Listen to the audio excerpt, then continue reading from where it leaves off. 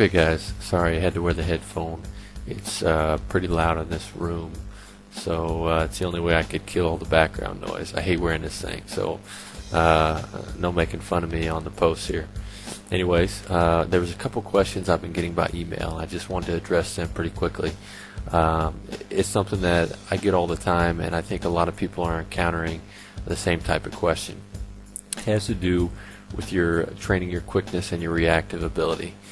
A lot of people start a really good training regime, which is going to include, very high intensity events, low repetition, and we're not talking weight training here. We're talking plyometrics and quickness training. What happens is people do these training and they have the right amount of volume, the right amount of repetitions, the right amount of intensity during each repetition, but because they don't feel the burn, or the next day they don't feel extremely sore, they wonder if it's doing them any good.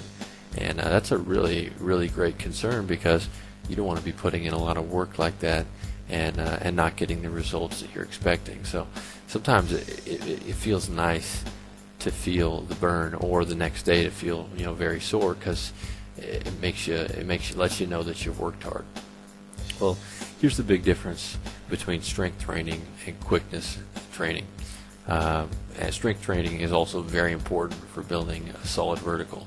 But strength training, you're putting a whole lot more tension on each muscle fiber, which results in micro tears, which are a good thing and are going to result in increased strength. And that is what causes what's called DOMS, which is delayed onset muscle soreness. And that's when you wake up the next morning and you're sore, or the next couple days you're pretty sore. So during this type of training, you should expect that you're going to be sore. There are ways to minimize that and get a better recovery, but it's very common to be sore, and usually that's not a problem. So with strength training, due to the tension you put on the muscle, which creates micro tears that recover and build strength, that is going to make you sore. And that's going to hurt while you're doing it, and it's going to hurt the next day, and that's fine. What you do need to realize is when you're doing quickness training and plyometric training, it's not going to put the same amount of tension that strength training does. Although there will be, from a good plyometric activity, there's going to be a lot of tension on the muscle. There's not going to be near as much tension or time under tension with a good strength training program. So how should it feel when you're properly training your quickness? During the actual training, how should it feel? Well, you should feel very good. You should feel warm. You should feel energetic. You should feel that you're jumping higher than you've ever jumped before. And really, that's the whole point of doing a quickness and plyometric program. Each repetition of a plyometric should be done at full intensity. You should feel like you're jumping higher each repetition than you've ever jumped before, and that should be your goal each repetition. So I just want to sum it up again for you. If you're doing a plyometric and quickness regime, and you have the right volume and the right intensity and the right number of sets and reps, don't expect the next day to be very sore, although a lot of you, especially if you're beginners, are going to feel somewhat sore. If you've done a lot of training before, if you're playing a lot of your sport, you may not even feel very sore at all the next day. And the other thing is, during that training, don't expect to feel an incredible amount of burn. That's not the point of a quickness and plyometric training session. You're not going to feel the burn. You're not going to feel the pain.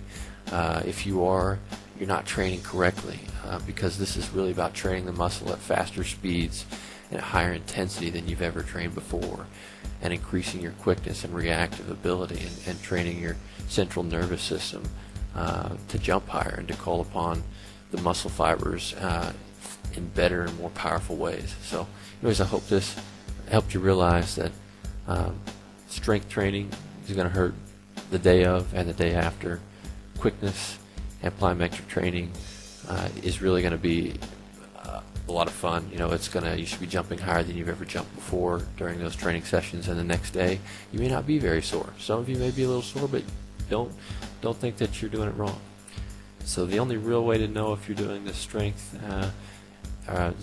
quickness and plyometric sessions correctly is if you're going higher each time and you're reaching new heights and you're feeling, if you're, it's best to measure those sessions. And so if you're noticing that you're jumping lower, well, you need to assess what's going on. But if you're noticing that each jump is at your peak, then you're going to be building that each time you do a new session. You're going to notice incremental increases on that. So anyways, really excited to hear about all the testimonials we're getting. And I'm also very excited to announce that we're going to have an update on the jump manual that personally I believe represents the most advanced training that vertical jump training has ever seen. And I've been doing a lot of research and a lot of testing and a lot of reading as well.